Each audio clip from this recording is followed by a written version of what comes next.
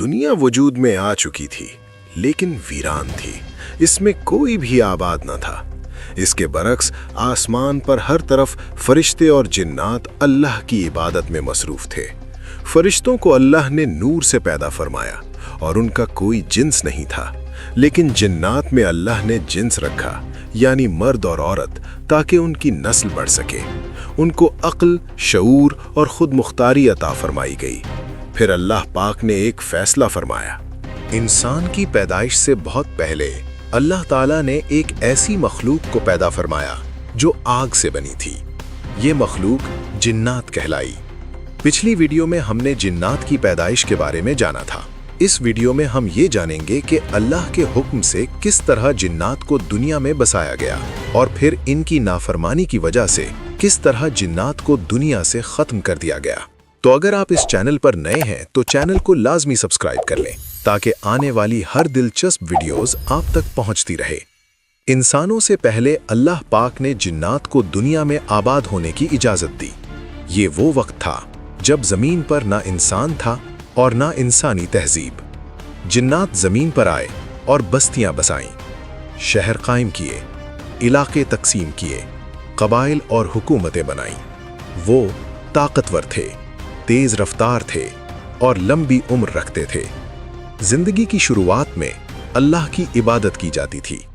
عدل و انصاف قائم تھا، ہر قبیلہ اپنی حدود میں رہتا تھا۔ زمین پر ایک نظم اور توازن موجود تھا، لیکن وقت کے ساتھ ساتھ طاقت نے غرور کو جنم دیا۔ جنات میں حسد پیدا ہوا، اقتدار کی لڑائیاں شروع ہوئیں، طاقتور کمزور کو کچلنے لگا، اللہ کے احکامات نظر انداز ہونے لگے، نافرمانی عام ہونے لگی، زمین پر ناحق قتل ہونے لگے، فساد پھیل گیا، خون ریزی معمول بن گئی۔ وہ زمین جو کبھی عبادت کی گواہ تھی اب فتنہ اور ظلم کی گواہ بن چکی تھی۔ جنات کے ہر قبیلے کا ایک سردار تھا، لیکن ان سب میں ایک شخصیت نمایاں تھی۔ اس شخصیت کا نام عزازیل تھا۔ عزازیل جن تھا، آگ سے پیدا کیا گیا تھا، مگر عبادت میں سب سے آگے تھا۔ تفسیری روایات کے مطابق وہ جنات کے نیک طبقے میں شمار ہوتا تھا، عبادت، زہد اور اطاعت میں مشہور تھا۔ بعض مشہور روایتی قصوں میں یہ بات بھی بیان کی جاتی ہے کہ عزازیل کے والدین جنات میں بااثر یا سردار تھے۔ وہ خود سرکش گروہ سے تعلق رکھتے تھے، مگر عزازیل بچپن ہی سے نیک اور عبادتگار تھا۔ یہ بات قرآن یا صحیح حدیث سے ثابت نہیں، مگر عوامی و تفسیری روایات میں ملتی ہے، اس لیے اسے روایتی بیان سمجھا جاتا ہے، قطعی عقیدہ نہیں۔ جب جنات نے ہر حد پار کر دی، نافرمانی کو اپنا شعار بنا لیا اور زمین پر فساد ناقابل برداشت ہو گیا، تو اللہ تعالیٰ نے ایک حتمی فیصلہ فرمایا۔ اللہ نے فرشتوں کا ایک عظیم لشکر تیار کیا، انہیں زمین پر نازل ہونے کا حکم دیا۔ فرشتے نور سے بنے تھے، طاقتور تھے اور اللہ کے مکمل فرمانبردار تھے۔ ان کا مقصد ایک تھا، زمین کو فساد سے پاک کرنا۔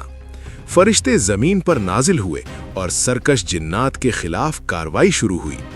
یہ جنگ طاقت کی نہیں، اطاعت اور نافرمانی کی تھی۔ فرشتے اللہ کے حکم سے لڑ رہے تھے، جنات اپنے غرور اور طاقت کے دفاع میں تھے۔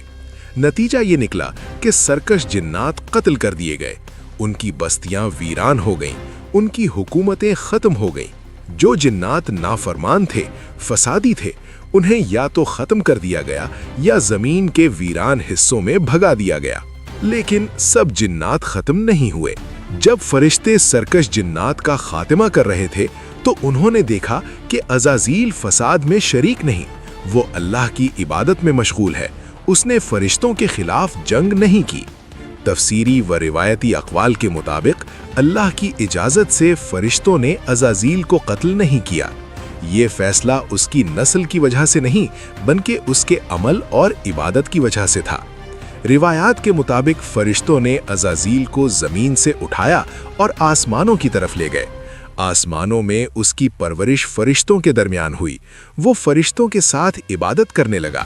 اس کی زندگی سجدوں، ذکر اور اطاعت میں گزرنے لگی۔ وقت کے ساتھ عزازیل عبادت میں مشہور ہو گیا، فرشتوں اور جنات دونوں میں پہچانا جانے لگا۔ لیکن یاد رہے، وہ فرشتہ نہیں بنا تھا، وہ اب بھی جن ہی تھا۔ یہ وہ مقام تھا جہاں جنات کا دور تقریباً ختم ہو چکا تھا، زمین خالی کی جا چکی تھی اور عزازیل عبادت کے اعلیٰ مقام پر پہنچ چکا تھا۔ لیکن یہی بلندی اس کی سب سے بڑی آزمائش بننے والی تھی، کیونکہ اب اللہ تعالیٰ ایک نئی مخلوق کی تخلیق کا اعلان کرنے والے تھے، اور وہ مخلوق تھی انسان۔ اگلی ویڈیو میں ہم ذکر کریں گے کہ کس طرح اللہ پاک نے زمین سے مٹی منگوا کر انسان کا پتلا بنایا اور کتنے سال تک وہ پتلا آسمان میں پڑا رہا، اور حضرت آدم علیہ السلام کی پیدائش اور عزازیل یعنی شیطان کی سرکشی اور اللہ کی بارگاہ سے مردود بننے تک کا پورا قصہ بیان کریں گے۔